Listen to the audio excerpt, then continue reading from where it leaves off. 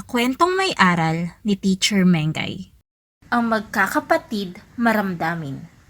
Sa isang malayong bayan, nakatira ang mag-asawang Rosa at Danny Maramdamin. Simple lang ang kanilang pamumuhay, kasama ang kanilang 4 na mga anak. Ngunit sa kabila ng maayos na pamumuhay, ay may suliranin silang kinakaharap. Dahil sa iisang emosyon lang ang pinapakita ng kanilang mga anak. Mga anak, gising na kayo. Mahuhuli kayo sa inyong klase. Opo, inay. Tatayo na po ako. Wika ng tumatawang si Tony. Opo, inay. Babangon na po ako. Saad naman ni tata na may takot na boses. Sige po, inay. Mag-aasikaso na po ako. Pasigaw naman na tugon ni Gary. Opo, nandyan na. Maikling sagot ng malungkot na si Lucy. Ganito palagi ang eksena ng pamilyang Maramdamin. Dahil sa iisang emosyon lang ang pinapakita ng kanilang mga anak ay nasanay na sila dito. Ngunit hindi ang magkakapatid. Dahil tuunan sila ng tukso ng ibang mga bata. Oh, andyan na ang mga magkakapatid na Maramdamin. Oo nga, tingnan mo oh. Hindi talaga sila normal katulad natin. Tony, tuwang-tuwa. Tony, tuwang-tuwa. Tatatakot. Tatatakot. Gary galit. Gary galit. Si Lucy lungkot. Lucy lungkot. Tumigil na nga kayo. Di kayo nakakatuwa. Malungkot na wika ni Lucy. Oo nga. Wala namang kaming ginagawa sa inyo Paggalit na tugon ni Gary. Pwede ba tigilan nyo na kami? Saad ng takot na si tata. Hayaan nyo na sila. Wala tayong mapapala kapag pinatulan pa natin sila. Tuwang-tuwang sabi ni Tony. Pumasok na nga ang magkakapatid sa kanilang silid-aralan. Ganun din ang eksena sa kanilang klase. Mga bata, may mga bago kayong kaklase.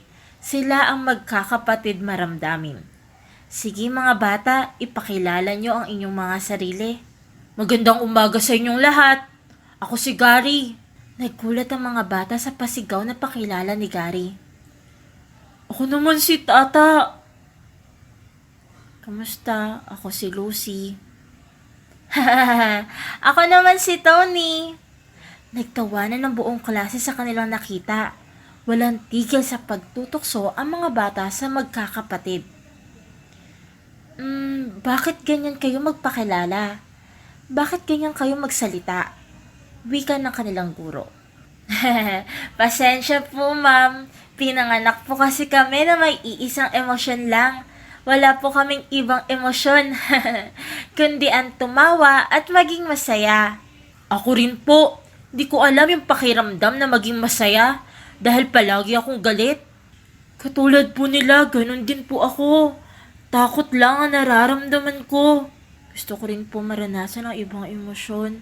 Ayoko na po maging malungkot. Biglang natahimik ang buong klase. Naantig at naawa sila sa magkakapatid. Mga bata, narinig nyo ba ang mga sinabi nila? Dapat ba natin silang tuksoin at pagtawanan? Hindi po, teacher. Sorry, Gary, Tony, Tata at Lucy. Gusto namin kayong maging kaibigan. Halo-halo ang emosyon ng magkakapatid sa kanilang mga narinig. Agad silang naupo at nakinig sa kanilang guro. Pagka-uwi sa kanilang bahay ay agad nagkwento ang magkakapatid sa kanilang mga magulang. Nay, Tay, alam niyo ba may bago na kaming kaibigan? Opo, Nay, sobrang saya kasi hindi na nila kami tinutokso. Saad ni Tony. Sana po lahat ng bata ay naiintindihan ang sitwasyon namin. Sana hindi na nila kami pagtatawanan. Dagdag naman ni Gary. Hayaan niyo mga anak, patuloy lang tayo sa pagdasal at maririnig din ng Diyos ang ating panalangin. Mararanasan niyo din ang ibang emosyon at makakapamuhay na kayo na normal katulad ng ibang mga bata. Sa isang dako, tahimik na nagmamasid ang isang magandang diwata. Narinig niya lahat ng nais ng pamilya at napaisip na lamang siya kung paano niya ito matutulungan. Habang himbing na natutulog ang magkakapatid, Muling lumitaw ang diwata. Kawawa naman kayo. Alam ko ang hirap na nararamdaman nyo simula nung una. Matagal ko na kayong binabantayan. Marahil sa inyo ko dapat igawad ang aking kapangyarihan. Sa tatlong kumpas ng kanyang patpat ay biglang nagising ang magkakapatid. Sino ka? Bakit nandito ka sa aming kwarto? Pakiusap, wag mo kaming sasaktan. Nagulat ang magkakapatid sa reaksyon at mga sinabi ni Tony. Tony, natatakot ka? Nakaramdam ka na ng takot? Oo nga, hindi lang ako natutuwa. Natatakot na din ako. Tama kayo mga bata. Ako ang diwata ng emosyon. Matagal ko na kayong binabantayan at natutuwa ako sa inyong mga ugali.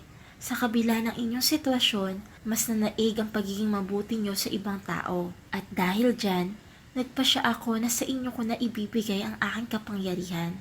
Simula ngayon, mararanasan nyo na ang iba't ibang emosyon. Tuwang-tuwa magkakapatid. Maraming salamat po, Diwata. Pangako, hindi na namin sasayangin ang mga emosyon na ibinigay ninyo sa amin.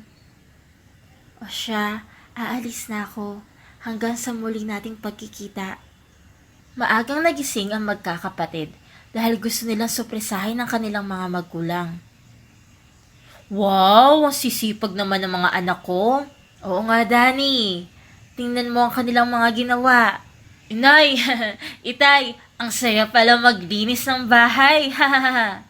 Wika ni Gary. Nagulat ang mag-asawa sa kanilang nakita.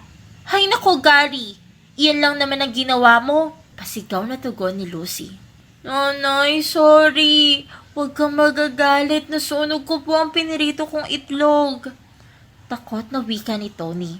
Pasensya na kayo, tanghali ako nagising. Hindi na ako nakatulong sa inyo. Lungkot na sabi ni Tata.